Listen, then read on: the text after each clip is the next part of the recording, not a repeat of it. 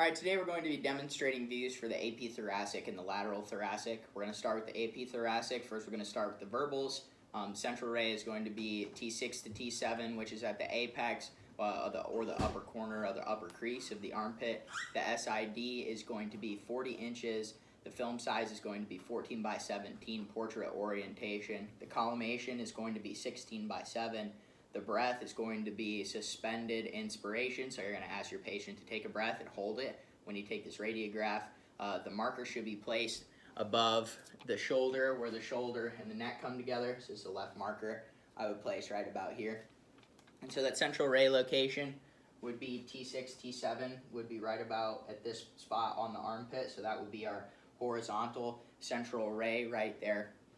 And our vertical central ray then is lined up in the center of the body. It's very important to make sure that you get that C7, T1, as well as all the way down through thoracics with the apices of the lungs as well as the ribs and the sternum. And now I'm going to move on to the lateral thoracic. For the lateral thoracic, you're going to keep your film size as the same as it is with the AP thoracic.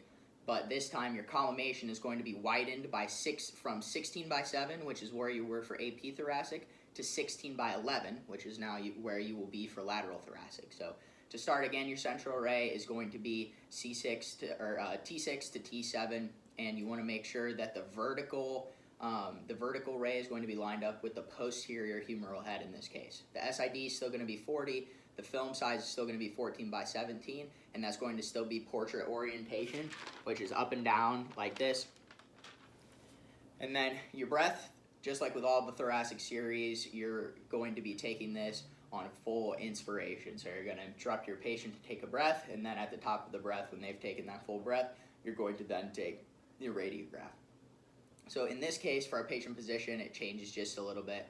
So I'm going to have our patient slide sideways like this, put your shoulder against the bucky. So this is going to be your position that you would have your patient in with your C6, T7, or with your T6, T7 central ray lined up right about here. And what you're going to have your patient do is you're going to have them raise their arms and put them together either in prayer or genie.